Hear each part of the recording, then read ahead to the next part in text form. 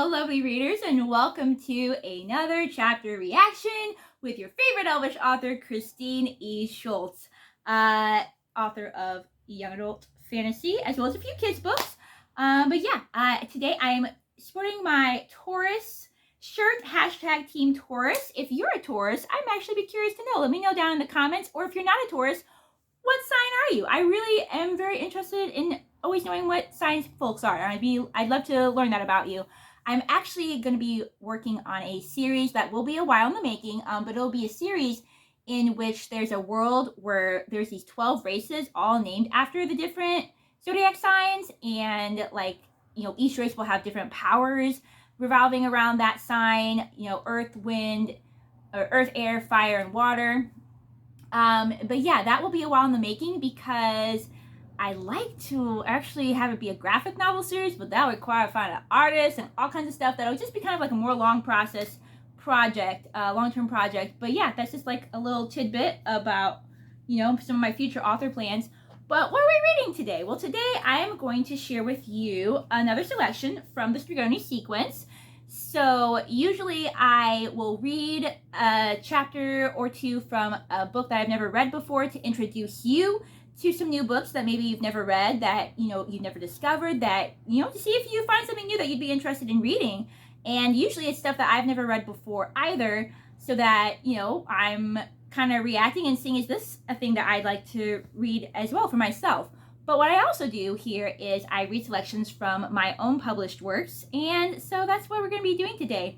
So I won't be reacting because, hey, I've already, read it. I wrote the darn thing, but you guys can certainly let me know what you think of today's reading down in the comments. So what we're going to do is we've read selections now from Dark Enchantress and Memory Charmer, the first two books. Today we're going to be reading from Wish Granter, which is the third book in the series and quite possibly my favorite, if forced to pick a favorite, if you're allowed to pick a favorite when you're like the actual author of the book. We're going to read a selection from there. Now, for those of you who haven't yet seen the other videos on this book, just a little bit about it. The Stregoni Sequence is a compilation of the 3 books in the series, which you can also purchase separately. They're all available in ebook form or paperback on Amazon, Barnes & Noble. Ebooks are available on a couple other sites. So you can do the all-in-one if you like the fancy look of it like I do, or you can get them separately. This series is, I define it as Christian fantasy. So a lot of my books are just young adult fantasy, and they do have some important themes like friendship or forgiveness or good versus evil or acceptance or, things like that. But this one I do define specifically as Christian fantasy, and I like to tell readers that because a lot of the characters are Christian and they just happen to, naturally talk about their faith and incorporate that into their daily lives. And so if that's something that maybe would be a little bit off-putting to you, maybe this isn't the book for you. But if that's okay with you, whether you're a Christian or not, and it doesn't really bother you, this particular book contains, again, all 3 books in the Stregoni Sequence, and in each of these books, there is a magical being, whether it's a vampire, a genie, a fairy, who is trapped inside some kind of bad spell. The characters are trying to figure out how to break that spell. So in Wish Granter, there's actually 3 stories. The first one is called Wind Whisperer and has to do with Banshees. The second is Truth Gazer and has to do with kind of my own completely made up type of people. And then the third one, which is actually Wish Granter, is about genies who just so happen to live inside musical instruments, and you have to play the right song for them to come out instead of rubbing a lamp. But as much as I love that, we are actually going to be reading a selection from the first story in the book, which is called Wind Whisperer. Now, if you've read Golden Healer, one of the main characters in this, David, he is actually a character from Golden Healer, Dark Enchantress, which is the first book in the series. He's one of the Stregoni Benefici, which, if you don't know what that means the group of good vampires that we encounter in Golden Healer, Dark Enchantress. But yeah, we're just going to jump right in, and we're going to read a few chapters in this just because they're pretty short. Starting out, chapter 1 is called A Vision. Oh, actually, real quick before we get started, This opening chapter, there is technically a spoiler that has to do with book 1. So if you're really interested in reading book 1 and don't want to know exactly what happens, this might actually not be the video for you. Some called us the sweater geeks. Some called us the sweater freaks. Some, girls in particular, and in very particular girls like Grace Fisher, called us the sweater hotties. But for the most part, the students of the Swick College campus simply dubbed us the sweater clique. In fact, people actually came up asking to join our clique, as they called it. And of course we said yes. What else could we do? Try to convince them that only weeks ago we all used to be vampires, but now we're turned back to our normal selves, and thus we're captivated with the sensation of being warm? Yep, that would have gone over really well with the non-magical folk. Then they would have thought us way worse than freaks and just plain crazy. So we kept our secret to ourselves and the folks who had helped us. Among such people were the Johnsons, the family who had adopted me after the vampire curse had been broken and the reign of the Dark Enchantress came to an end. The Johnsons were the most compassionate and giving people I'd ever known. Mrs. Johnson was an elf with the most welcoming smile. A very gifted healer, she worked in the doctor's office alongside her husband, who was a chiropractor. Actually, Mr. Johnson was, in a sense, the most unique member of our family. He didn't have a drop of magic in him, and yet he didn't hesitate to accept me, an ex-vampire, as his son. Naturally, he and his wife argued at times about how to handle certain medical situations, vitamins or magic herbs. That seemed to be their most common dispute. But for the most part, they made a fantastic team and gave me a great example of what to work toward whenever I was in a relationship of my own someday. The Johnsons already had 2 other adopted boys when they took me in. Michael was the eldest. He was away at graduate college, and so I only met him by phone. But he seemed like a really cool, laid-back guy, just like Mr. Johnson. Corey was my age, attractive, and very blonde, both in appearance and stereotypical personality. Though I was generally more serious and he was the jokester, almost always caught up in some craziness or other, we fast became friends. Overall, I couldn't have asked Amiel for a better family, nor could I ever thank him enough. I thanked him as I pulled into the Swick parking lot for another wonderful day of college classes. I loved learning, and as I never had the chance to attend college during my Stregoni years, school truly had been a marvelous blessing. Well, on second thought, maybe my history test wouldn't be so awesome. The test actually turned out better than I thought, except for Jeff getting so nervous that he fainted 3 times. Poor guy, he swooned for every single test to date. Set a record of 10 faints on our last exam. Mercifully, the teacher granted him an extension to finish it. After the history test and calculus class, I wandered down toward the cafeteria. "Hey David, what's up?" I sighed at the loud greeting. Students passing by watched us, snickering and making comments. I rolled my eyes before turning and donning my most convincing smile. "Hey Corey."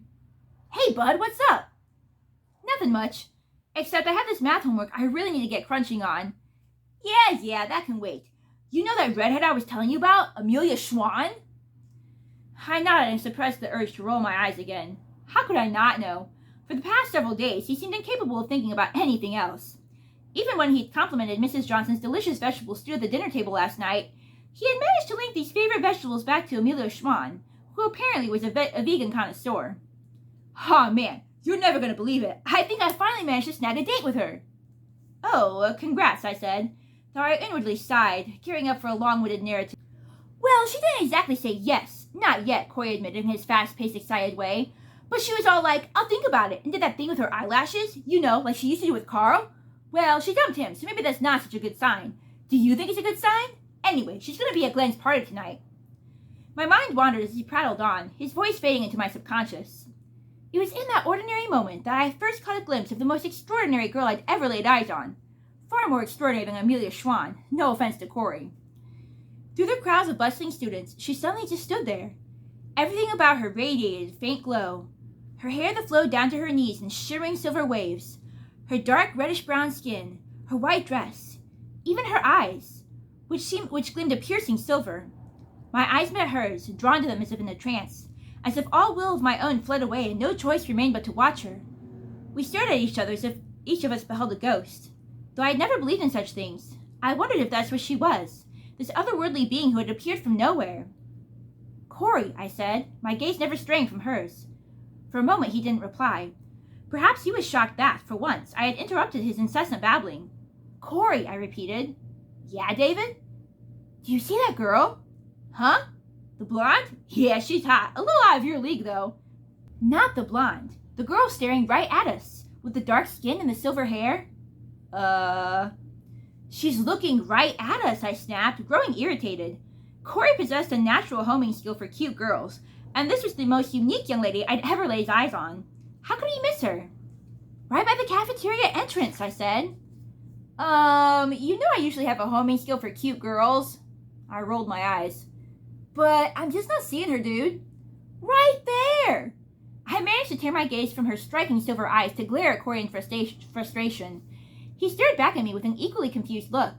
Corey joked around a lot, but he wasn't joking now. He was serious. He honestly didn't, or perhaps couldn't, see her. In fact, as I turned back toward her, no one else seemed to notice her. People rushed right past her without so much as a curious glance, and that hardly seemed right.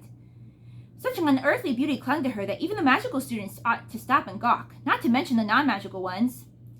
Everyone just glided around her like waves over rocks, without so much as glancing at her or brushing shoulders with her. It was as if some invisible shield surrounded her. Maybe no one else could see her except myself. Should I be horrified or not? It wasn't normal for people to see things that no one else could, even if that person was of magical blood. Yet, I still felt very drawn to her, and more with incredulity than fear. Her eyes not only revealed her wonder that someone could see her, but they also beckoned to me. Heart pounding, I stepped toward her. Suddenly, a group of students walked in front of me, and I nearly ran into them. When they passed by, she had vanished. Chapter 2. A Voice. I bolted upright in bed as the screams intensified. They catapulted closer and closer as the wind whipped madly outside, thrashing a tree's branches against my window. Sitting up wide-eyed, breathing hard, I felt unsure what to do or think. The screams escalated, becoming almost unbearable. I clasped my hands over my ears, nearly wanting to scream myself, when the shrieking abruptly ceased.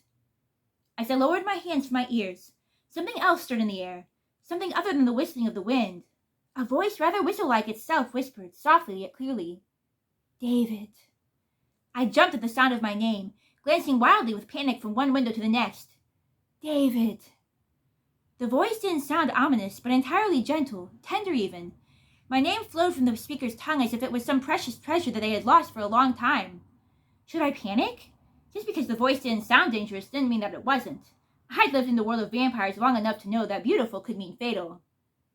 "David." And then she appeared, staring in my window, her face framed by the silvery white glow of her hair, the girl I'd seen only hours ago at school. I stared back at her, eyes wide. My heart was pounding, though I didn't know whether I felt more incredulous or afraid.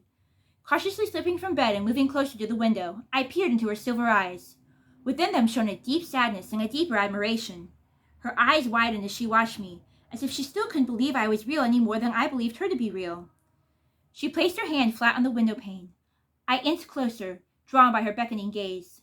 Keeping my gaze fully on her, I eased down into the window seat and then placed my hand up to hers. Despite the glass barrier, a strange energy flowed between us. It was an energy that both thrilled and scared me as I wondered who this mysterious creature was hovering at my window, her attention so fixated upon me. Then, just as quickly as she'd appeared, she vanished. I fell back from the window, again stunned. For a while I just stood there, trying to rationalize what had just happened. Had it been a dream? Was I going mad? Crawling back to bed, I tried vainly to think of a logical way to explain what had just occurred. Of course, some things can't be explained through logic, as an ex-vampire should know. Still, I couldn't help wondering what she was, who she was, and why, of all people, she kept coming to me. With all these thoughts coursing through my head, a long time passed before a restless sleep found me. Chapter 3. A Revelation. I groaned that next morning as the alarm clock buzzed, certain I'd gotten only a couple hours of sleep. I concluded that last night's visitor must have been real, having come up with no other possible conclusions other than me possibly going mad, a theory I didn't really want to entertain. Though still curious, I also felt agitated with this unknown being for depriving me of precious sleep and almost wish I wouldn't see her again today. Almost. To my surprise, I didn't see her at all, making me somewhat reluctant and even more irritated. How dare she come to my house in the middle of the night, screaming, calling my name, and not even show up at school to offer some explanation? I sulked most of the day. Corey noticed and tried to cheer me up, but after I snapped at him several times, he got the hint and steered clear. After asking if I could take my supper to my room that evening, announcing that I didn't feel well, I spent the night upstairs. Honestly, I really didn't feel quite myself. Last night's deprivation of sleep had made me uncommonly tired, restless, and irritable. I mulled over my advanced calculus homework, too tired for any of the numbers swirling on the page to make any sense. My head drooped, along with my eyelids. Then my head dropped into the desk, and I fell asleep. When I awoke, darkness shrouded my room. Mrs. Johnson must have shut my lights off. She must have also taken my plate downstairs and covered me with the blanket now draped over my shoulders. Lifting my head, I saw that my clock read midnight, long past time to be in bed, and far too late to do anything about my homework. Wrapping the blanket close around me, I shuffled to my bed and plopped down with a weary groan. The next instant, I sprang up. There, before the window, only inside my room this time, stood the girl. How had she gotten in, and why hadn't I heard anything? Hello, David, she said in her gentle musical voice. Who are you? What are you? I demanded. Why do you insist on haunting my thoughts by day and my dreams by night? She flinched, and I almost felt guilty for snapping at her like this. For a moment, I feared she would fade away, daunted by my scolding. Instead, she stood very still, studying me closely. Because you're the only one who can help me, she said. The greatest sorrow and pleading darkened her silver eyes. My heart softened, as did my voice. I'm sorry if I frightened you. I didn't mean to get angry. No, she said, I understand. I frightened you too, I'm sure. No, it's fine, I assured, feeling a strange urge to comfort her. Please, sit beside me, and we can talk. I crawled over to sit on the edge of the bed, and she glided through the air to sit beside me, wearing an incredulous look on her face. She glanced down at my hand, and understanding, I encouraged her. It's okay. Go on. She gently laid her hand on top of mine, and I shivered. While the energy which had bound us last night still flowed between us, a coolness like that which I possessed as a vampire also lingered in her touch. My warmth, though still newfound, had already shoved the dark memories of my vampire days aside. Her touch stirred those dark memories back to the surface of my mind. I tried to remain composed as I remembered the horrors of being forced to bear that chill for so long and being shunned by so many for it. I'm sorry, she continued. It's just that I still can't believe you're real, after all this time. Well, let me explain. You see, I'm a wind whisperer. We are invisible to most people, so when I saw you and you saw me, I knew I had to somehow talk to you. Only I was too shy at first. I haven't talked to hardly anyone in over 400 years. She glanced away. How gentle I must be with this mysteriously enchanting stranger, I thought. I too had once understood the dread of isolation because of my mere identity. I could remember the loneliness forced upon me by my existence as strongly as I could remember the cold. Why, I asked, why is it that only I can see you? Because only you can break my spell, she said. Only you can end the torment I experience each night, the nightmares, the visions of death I witness in my sleep and even in my waking hours. Only you can shred this shroud of loneliness that has enveloped me all these long years. Her words flowed so poetically. The lyrical speech seemed natural to her. It fit her personality. So, it's a spell, I said, trying to keep focused. You haven't always been a wind whisperer. You were not born a banshee, she said, her sing-song voice turning to ice. Amiel would have never created any being to be so tormented and miserable. You're a banshee? I blurted, suddenly scolding myself for my lack of tact. Whatever she was, she certainly wasn't one of the hideous wailing hags I'd read about. Then again, people had created more than enough myths about vampires. She laughed lightly, and I said with relief that she hadn't taken offense to my outburst. I don't seem to fit the stereotype, do I? She said. An old hag who wails to foretell death. That's why I prefer our other name of wind whisperers. And it's not just women who are banshees. Aloysius is one too. Who's Aloysius? The light in her eyes darkened again. Aloysius. He's the one who turned us into banshees. Why? Who would do such a thing? I asked, filing the name Aloysius away as one to be despised. Though I'd only just met this young lady, I already felt some connection to her, some new will and odd desire to protect her. He did it because he loved me, she said quietly. Loved you? Anyone who loves someone wouldn't... What kind of twisted... Noting the hurt in her gaze, I stopped myself and inhaled deeply, trying to control my temper. I'm sorry. You don't have to tell me anything about it.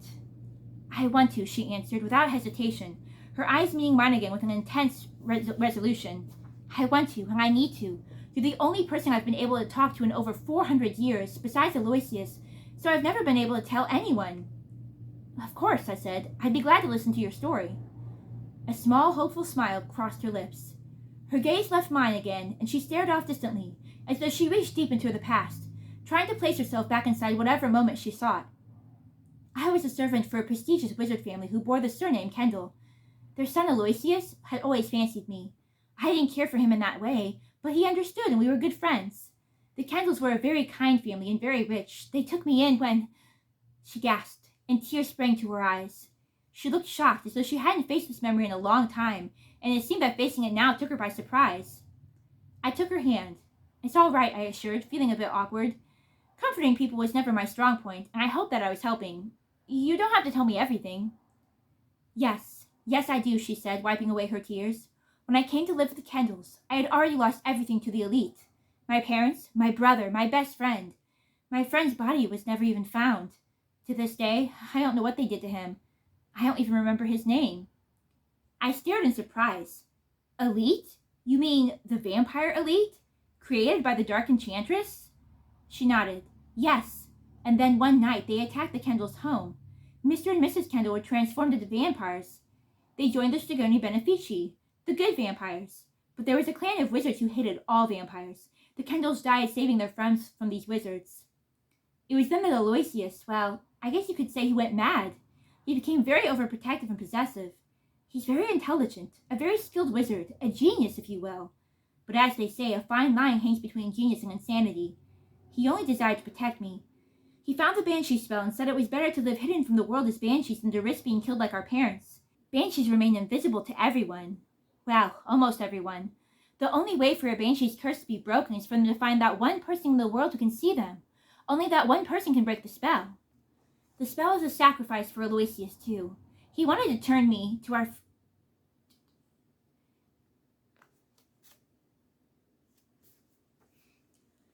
Banshees remain invisible to everyone. Well, almost everyone. The only way for a Banshee's curse to be broken is for them to find that one person in the world who can see them. Only that one person can break the spell. The spell was a sacrifice for Aloysius, too. He wanted to turn to me, to our friendship, for comfort. But a side effect of the spell was that he could no longer touch me, not without us both experiencing excruciating pain. I couldn't hug him or so much as even take his hand. For a long time, Aloysius wouldn't allow me to leave the mansion. Only recently has he allowed me to attend school. His intentions are good. He even sends anonymous donations to the college to pay for the classes I attend and the books I use. No doubt he thinks that the person who could break my spell should be long ago dead by now, and so he lets me go out on my own. As she related this unbelievable story, it dawned on me why she must always stare at me with such disbelief, why she touched me so tenderly, as if I was some fragile treasure. I was the first person besides this Aloysius that she had seen, spoken to, or touched in over 400 years. She had perhaps thought, as had Aloysius, that her spellbreaker had died hundreds of years ago, along with any hope of her being freed. But my own curse had preserved me all this time, and here she'd found me, after all, the only one who could break her spell. Another realization flooded me, hitting hard like a stormy wave. Vampires. Her parents had been attacked by vampires, and Aloysius were attacked because they'd become vampires. Somehow, I felt it was only right to tell her of my past. Wind Whisperer, I said gently, before you tell me anything more, I must tell you one of my own dark secrets. All right. Her bright eyes gazed up at me with such trust and patience as she waited for me to continue. Taking a deep breath, I plunged in. I was one of them. She tilted her head, signaling me to explain further. I took another deep breath. A Stregoni Benefici. I was a vampire. She stared, though not with horror or fear. Rather, both surprise and awe gleamed in her eyes. You are Stregoni Benefici? She breathed. Then you understand the difficult life my parents lived. My parents, did you know them? Her eyes shone with an exhilarated passion. Their names were Belinda and Michelle Alberson. Yes. The names sound familiar to me. Yes, I remember now. There was once an attack by wizards alongside the elite. Perhaps the wizards were the same who killed the Kendalls. Your parents died nobly, saving the lives of several others. She released a deep sigh. I am glad to hear that from another. That's how they would have wanted to die, fighting for good, to save another's life. She brightened a bit then and smiled at me, a faint but hopeful expression. So, what would you like to know? About me, about our kind? Well, I hesitated, wondering which of the loads of questions I should ask first, trying to decipher if any might offend her. Why are you called Wind Whisperers? I decided, deeming that a harmless enough question. We travel so fast that we whistle like the wind and are often mistaken for the wind. Sometimes, though, what you hear is really our screams. We scream because of our visions that foretell a person's death. Foretell a person's death, I echoed, noting how she shuddered as horror lit her eyes. Yes, she said, her voice diminishing once more, and I wondered if I hadn't asked such a safe question after all. It is the fate of banshees to have such dreams. Tis another reason, probably the greatest, that the spell is a curse. Because no one we see ever dies peacefully, and the dreams are sometimes physically painful for us too. It's almost as though we feel the victim's pain as we witness their deaths. So many times I knew a person was going to die, and yet was powerless to help them because they couldn't see me and I couldn't touch them. Again, she wept quietly. Unsure how to comfort her, I put my arm around her shoulder and said, It's all right. I'll help you overcome this. She glanced up, her eyes glinting with hope as she smiled a little. I know you will. In that moment, the realization hit me hard that I and I alone was called to this task. After all, the only reason I was here to help her now is because, like her, a curse had granted me an unnaturally long life. The weight of this realization fell heavily on my shoulders. Amiel had appointed me, of all people, to save this girl I'd met only moments ago and yet already felt some deep, unbreakable connection to. In his great wisdom, the creator and lord of all worlds had preserved me just the right amount of time for this purpose. I was meant to rescue her from a solitary life, from possibly hundreds of years more with a crazy wizard whose desire for protection had turned to imprisonment. It sounded like a surreal fairy tale, and it all unfurled too quickly. Was I up to the task? And that is the end of our selection today from Wish Granter from the Stregoni Sequence. Go ahead and let me know how you like the selection. Is the Stregoni Sequence something you'd be interested in reading? Are you already reading it? Have you already read it? And if so, how are you enjoying it, or how have you enjoyed it? Let me know down in the comments. Please like or not like this video, however you feel, and share it with your other reader and or author friends who are interested in discovering more new books to read for themselves. And don't forget to also comment your astrological sign below. I'd love to get to know you guys a little bit better by knowing what your sign is. On that note, and if you want to find this book to read for yourself, Amazon, Barnes & Noble, paperback, ebook form, you can get the all-in-one like I have here, or you can get each of the individual books if that's your preference. And I think that's all for today. On that note, happy reading, may you be inspired, and I'll see you in my next book video.